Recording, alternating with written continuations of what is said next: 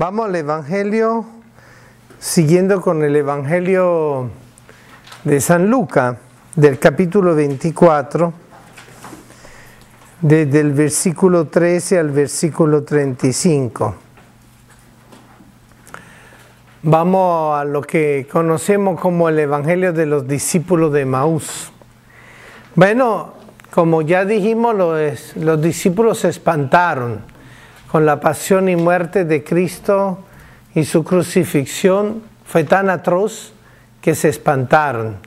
Y sobre todo la decepción, el desánimo de ellos ver que el Señor había muerto, que ellos habían quedado tan entusiasmados con su predicación, con sus signos, con su presencia, con su forma de ser, por todo lo que Él había venido realizando, que ya ellos estaban así como muy entusiasmados.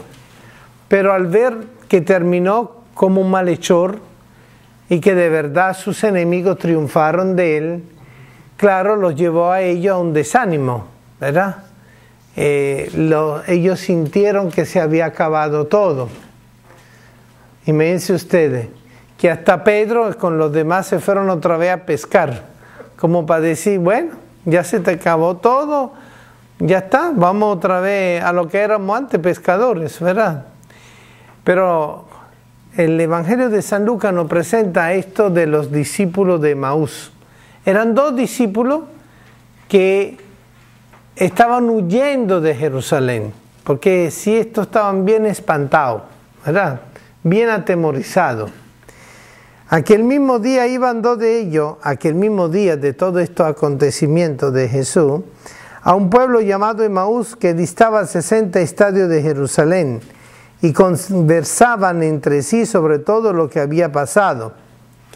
Y sucedió que mientras ellos conversaban y discutían, el mismo Jesús se acercó y siguió con ellos, pero sus ojos estaban retenidos para que no le conocieran.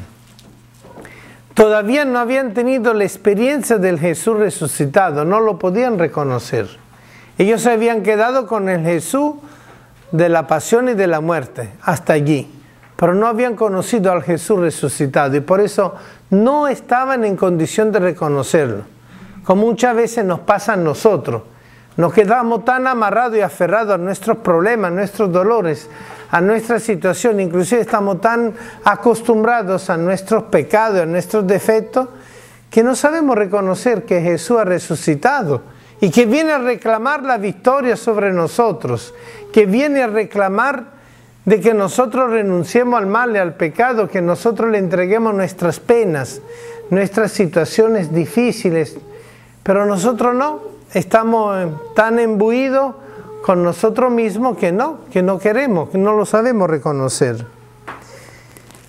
Y Él le dijo, ¿de qué discuten entre ustedes mientras van andando? Ellos se pararon con aire entristecido. Uno de ellos, llamado Cleofás, le respondió, ¿eres tú el único residente en Jerusalén que no sabe las cosas que estos días han pasado en ella? Y Él le dijo, ¿qué cosa?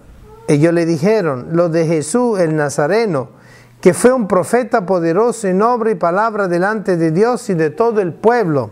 Fíjense cómo lo reconocían tan claramente en lo que Él había hecho. Pero quedaban confundidos con lo que había pasado, con ese final tan terrible, ese fracaso tan tremendo. Como nuestros sumos sacerdotes y magistrados lo condenaron a muerte, lo crucificaron. Nosotros esperábamos que sería Él el que iba a librar a Israel, pero con todas estas cosas llevamos ya 3 días desde que esto pasó. Fíjense, hasta aquí el relato está muy claro. El Evangelio de Lucas está muy claro. Nos está diciendo que ellos quedaron totalmente desesperanzados. Entonces ellos ya no podían sentir que lo de Jesús de Nazaret era lo que ellos se imaginaba que iba a ser. Pero fíjense que agregan. El caso es que algunas mujeres de la nuestra nos han sobresaltado porque fueron de madrugada al sepulcro y al no hallar su cuerpo, vinieron diciendo que hasta habían visto una aparición de ángeles que decían que él vivía.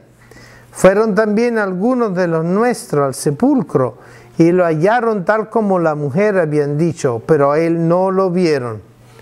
Para ellos no era suficiente el hecho de que habían encontrado el sepulcro vacío, ¿verdad? No era una prueba de que había pasado algo extraordinario. Seguramente lo más fácil era imaginarse que habían robado el cuerpo de Cristo, o los enemigos de Cristo para esconder el cuerpo y eliminarlo, o otros que lo podían haber robado con la intención de dar a entender que había pasado algo diferente. Pero evidentemente estaban muy confundidos. Es como cuando nosotros vamos a confesarnos y decimos, Padre, pero ¿por qué yo voy a confesar esto si después lo vuelvo a hacer?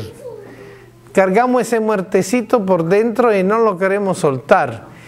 Pero entonces viene el sacerdote y nos dice, Cristo te perdona, Cristo te ayuda, Cristo quiere que tú cambies, pero Él puede perdonar tus culpas porque ha muerto por ti. Y nosotros frente a eso nos quedamos con el corazón vacío.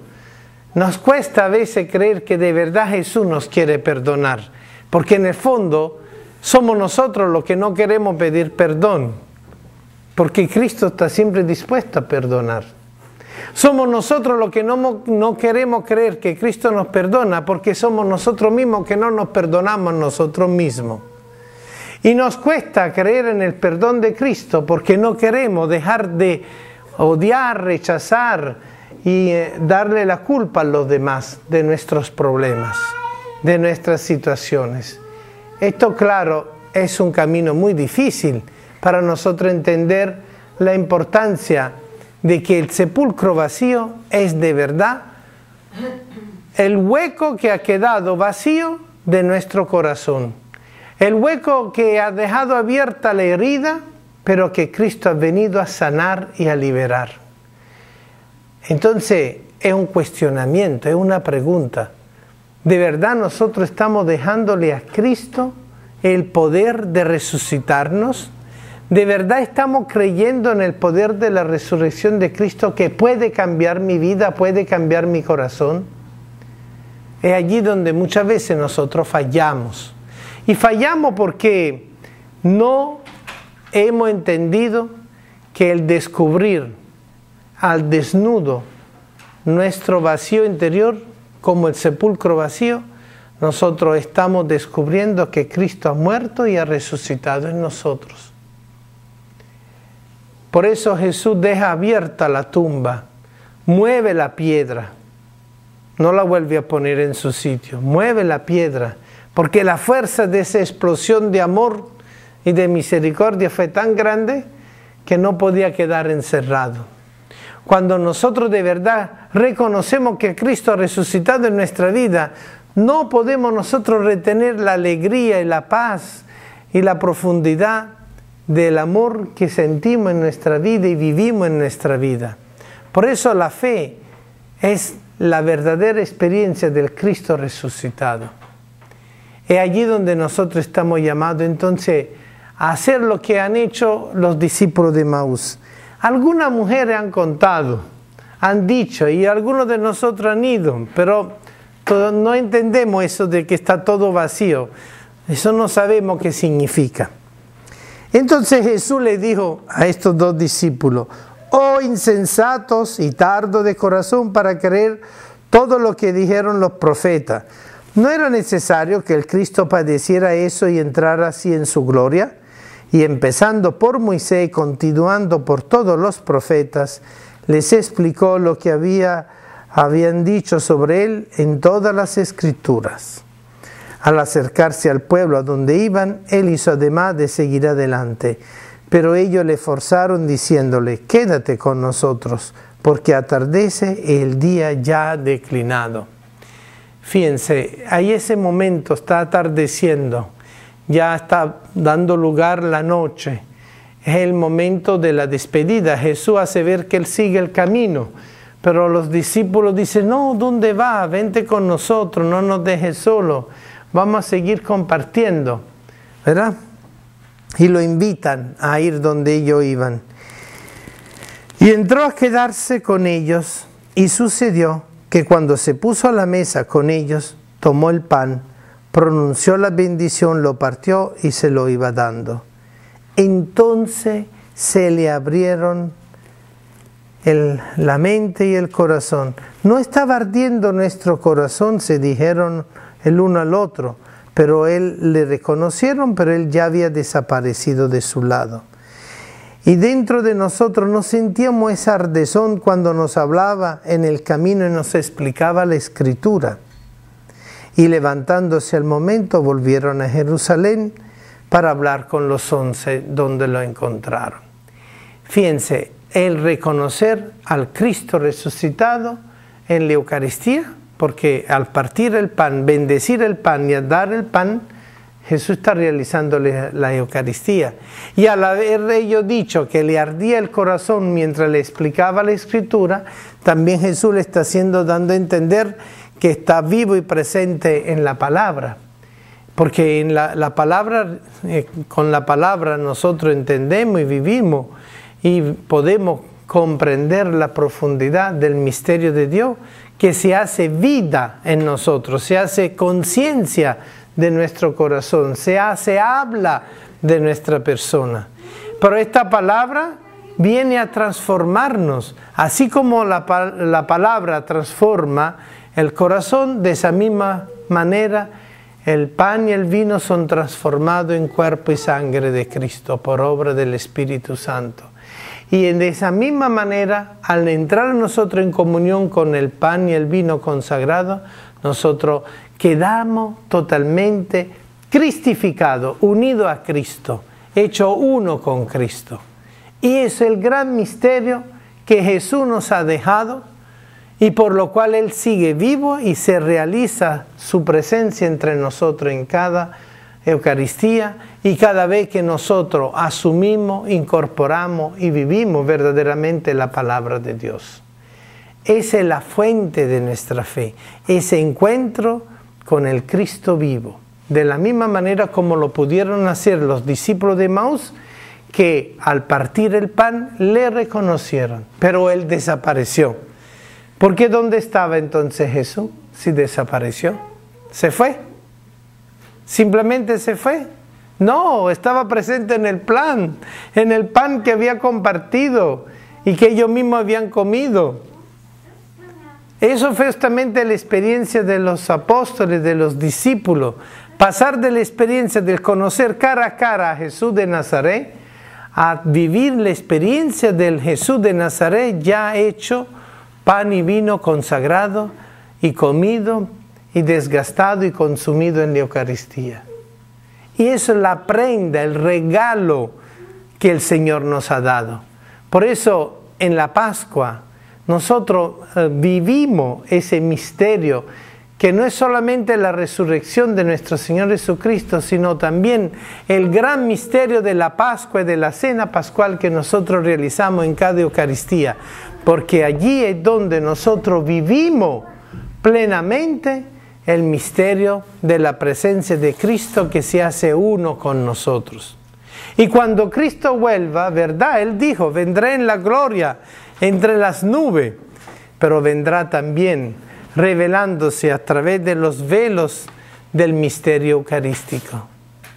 Y así como los primeros discípulos pudieron apreciar al Cristo resucitado en las Eucaristías antes que Él ascendiera y se fuera definitivamente al cielo junto al Padre para enviar el Espíritu, de la misma manera nosotros iremos cada vez más profundizando la experiencia del Cristo vivo en la Eucaristía, del Cristo resucitado en la Eucaristía, del Cristo presente en la Eucaristía. Y ese es el gran misterio que nosotros queremos vivir y compartir cada vez que la Iglesia celebra el misterio pascual. Bueno, algunas ideas para completar esta. Podríamos preguntarnos nosotros por qué aquellos discípulos no lograron ver a Jesús. ¿Será que Él estaba muy diferente? ¿Será que era como un fantasma, que tenía otro peinado, otra ropa? Pero ellos no lo veían, no Y Él estuvo caminando con ellos por mucho tiempo, por horas. Entonces, nosotros deberíamos preguntarnos a nosotros mismos, ¿qué es lo que no me deja ver a Dios? ¿Qué es lo que no me deja ver a Jesús? ¿Qué es lo que me separa de Jesús? Porque el que está muerto también por él mismo, por sus propios pecados, no porque lo matan a uno, sino porque uno mismo comete cosas que lo apartan. Entonces, nosotros queremos vivir la resurrección, pero muchas veces nosotros mismos la alejamos de nuestras vidas, no la queremos vivir. Cuando estamos mal, nos sentimos un poco mal, buscamos a Dios. Poquito, vamos, Señor. Pero cuando se nos olvida muchas veces, nos olvida, nos buscamos otras cosas, buscamos, bueno, nuestras comodidades, lo que más me sirve a mí, lo que más me conviene. Buscamos muchas veces lo material, la viveza. Si vemos algo nos aprovechamos de alguna forma. Entonces, nosotros mismos, en cierta forma, no queremos resucitar, se puede decir, o lo impedimos, digámoslo así. Jesús murió, Jesús pasó todo su trabajo y un gran sacrificio por nosotros, para darnos algo muy grande, pero nosotros pareciera muchas veces que o no lo valoramos o hasta puede ser que lo rechacemos, que lo negamos, o bueno, no lo escuchamos, no lo queremos ver, no lo queremos oír. Entonces, los discípulos de Emaús estaban tristes, estaban como deprimidos, estaban distraídos, no veían bien, ¿verdad? Y sin esperanza, quizás, estaban así como desesperanzados. Pero bueno, ¿qué significa? ¿Qué es lo que esperamos nosotros? Fíjate que, por ejemplo, ahorita dijimos, vamos afuera a ver qué encontramos de la resurrección. Yo por lo menos salí un ratico y había un viento espectacular. Y habían unos pinos ahí haciendo... Yo dije, ¿qué más quiero? Pues, si este es el Dios que está... ¿Quién hizo los pinos? ¿Quién hizo el viento? No dice que el viento sopla donde quiere y donde va y no sabemos de dónde viene ni dónde va. Y el Espíritu Santo es así, dice, el Espíritu es como el viento. Entonces, ¿por qué Jesús resucitó? Porque Dios demostró su poder y su amor en esa resurrección. ¿Por qué Jesús se hizo hombre? Porque Dios demostró su amor hacia nosotros. Para darnos la luz. La luz, la salvación, la vida, todo. Y cuando Jesús murió en la cruz, demostró el amor de Dios, pero demostró también el odio que hay. Demostró el pecado que está en nosotros también. Entonces, cuando Jesús resucitó, demostró que el mal no tiene poder realmente. En cambio, Dios sí tiene. El mal quisiera tener más poder que Dios, pero no lo tiene. Entonces, cuando Jesús resucita, muestra el amor de Dios y el poder de Dios. Y por eso nosotros tenemos que buscar eso, buscar la resurrección y saber lo que nos separa. No somos tanto víctimas, a veces también somos culpables de las cosas o somos responsables de las cosas. No somos solo víctimas, somos como decir victimarios también. Entonces es muy importante reconocer lo que a mí me lleva a la muerte, lo que a mí me separa de Dios, lo que a mí no me deja ver la resurrección, lo que a mí me hace que yo aparte lo que Dios está haciendo conmigo, la obra de Dios, lo que a mí me divide de Dios. Es muy importante, porque si vamos a resucitar, tiene que ser descubriendo a Dios en nuestras vidas, descubriendo su presencia y su obra, incluso en nuestras dificultades, en nuestras enfermedades, en nuestros sufrimientos, porque si no, no vamos a resucitar. Vamos a estar siempre como que no lo encontramos, andamos con Él, está con nosotros, está al lado de nosotros y no lo vemos, no lo encontramos. Entonces, en la Eucaristía no lo encontramos. ¿Qué más queremos? Si Él dijo, aquí está mi cuerpo, ¿qué más queremos? ¿Qué más podemos pedirle? En la confesión, tus pecados quedan perdonados, ¿qué más queremos? ¿Sabe lo que es eso? Anda un doctor a ver, págale tantos dólares a ver si te da esa medicina del perdón de los pecados. Anda a una farmacia a ver si consigues una buena medicina para el perdón de los pecados. No la va a encontrar. Entonces, la resurrección está allí. Está en la iglesia, está en nuestra vida, está en nuestro pecado que tenemos que reconocer, en el rechazo que hacemos nosotros. ¿Quién es el que rechaza a Dios realmente? Nosotros mismos. ¿Quién es que Él se tapa los ojos? Nosotros mismos. Dios nos quiere dar esa gracia, pero también nosotros tenemos una lucha, tenemos una oposición, o quizás tenemos la comodidad a veces, tantas cosas pues. Entonces, bueno, que el Señor pueda ayudarnos a cada uno a aspirar a la resurrección que nos quiere dar. Una pregunta. ¿Usted piensa, nosotros los humanos decimos, ¿cuándo encuentras tú a Dios? Una pregunta. ¿Cuándo voy a encontrar yo a Dios? Soy católico. No lo encuentro en la religión católica. Me voy a otra religión. En otra religión está feliz porque encontró a Dios. ¿Qué pudo haber hecho esa persona para encontrar a Dios? Bueno, parece que a veces uno recibe como algo, una luz, algo así que le abre pues el entendimiento, como le pasó a los discípulos de Maús, ¿no? Que Jesús le estaba hablando y ellos decían, es que sentíamos como un calor, como una cosa que nos ardía dentro. Entonces, pero no nos dábamos cuenta. Entonces puede ser que en ese sitio algo sintieron, ¿verdad? Es posible, ¿no? Pero no quiere decir que, digamos, que en la Iglesia Católica no esté Dios y que no esté plenamente, porque la Eucaristía la dejó Jesús. No, eso no lo inventó nadie, no lo inventó los cristianos, eso lo hizo Jesús, ¿verdad? Desde el comienzo. Entonces, Él está diciéndote, mira, aquí estoy, el perdón de los pecados. Pero, claro, uno a veces puede sentir algo y emocionarse, pero hay que ver cuánto dura esa emoción.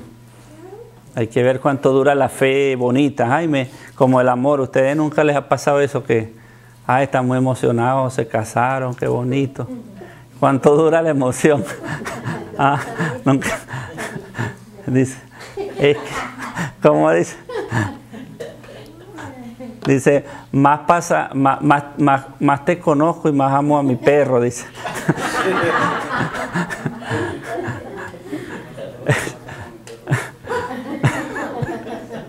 Entonces, la fe, la resurrección es también así, es algo que va poco a poco llenándonos, no solo un momento de emoción. Puede haber un momento especial, puede haber un momento bonito, un momento de oración, un momento espectacular, eso sí, pero eso no es todo, digamos, eso es una parte, porque cuando vienen los momentos más difíciles, ese es el problema. Por ejemplo, vamos a poner el ejemplo de la Virgen, pues. La Virgen estuvo presente en el momento de Jesús morir en la cruz. Ahora, ¿cómo vivió ella eso? ¿Cómo asimiló esa situación? ¿Qué pudo haber ella decidido, sentido, actuado? ¿Cómo hizo ella para no alejarse de Dios en ese momento? Para no rechazar a Dios. ¿Cómo hizo ella para esperar contra toda esperanza? Como Abraham, ¿verdad? ¿Cómo hizo ella para esperar en ese momento de Dios? Oración. Bueno, hubo algo en ella que actuó a pesar de esa prueba tan grande. Entonces a veces uno dice, entro en tal religión, ok, pero en las pruebas que vendrán no se sabe qué te va a pasar. Pues. Siempre va a ser difícil. Y también ella no perdió la caridad, porque el Dios quiere que nosotros vivamos la caridad. No solo la fe y la esperanza, sino la caridad. Porque la resurrección es la caridad. ¿Cuántas veces nosotros nos hacen algo malo y nos cuesta mucho perdonar o ayudar a aquella persona que nos hizo algo malo, ¿verdad? O dice, reza por tus enemigos, dice uno, dice, que lo pise un camión, que lo pise un camión.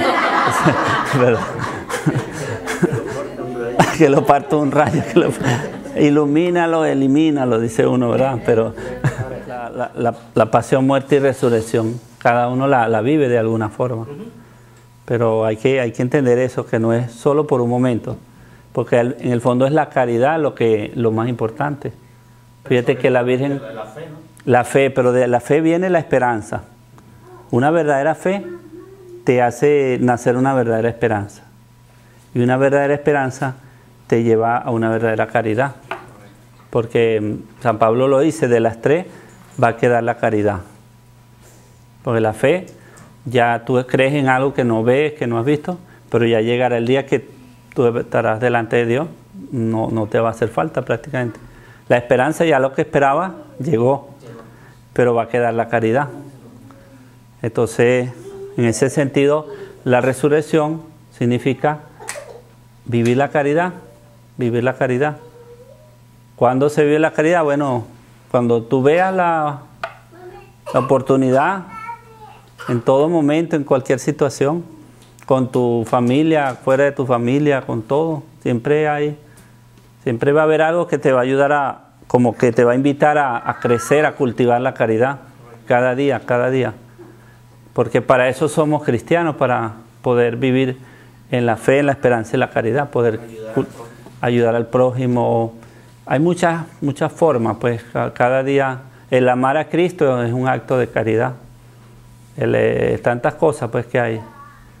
No ser egoísta, tratar de... A veces uno dice, voy a renunciar a esto y ayudo a una persona.